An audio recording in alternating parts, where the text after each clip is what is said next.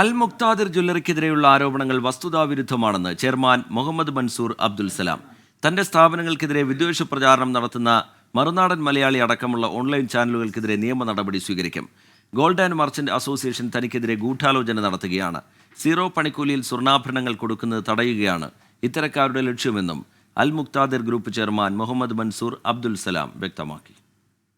വ്യാപകമായ രീതിയിൽ all Kerala gold and silver merchant അസോസിയേഷൻ്റെ ട്രഷറർ നാസർ കോയിക്കൽ എന്ന് പറയുന്ന കുറച്ച് കാലമായി, ഞങ്ങൾ തുടങ്ങിയ കാലം മുതൽ അത് ഞങ്ങൾക്കെതിരെ നുണപ്രചരണം നടത്തുന്ന പുള്ളിയുടെ ഒരു സ്വഭാവമാണ്. ഇന്നലെ അദ്ദേഹം ഒരു വൻ കള്ളം, അതായത് വിശ്വസിക്കാനേ പറ്റാത്തൊരു കള്ളം, ഞാൻ 2000 കോടി രൂപയുമായി മുങ്ങി എന്നാണ് അദ്ദേഹം പറഞ്ഞിരിക്കുന്നത്.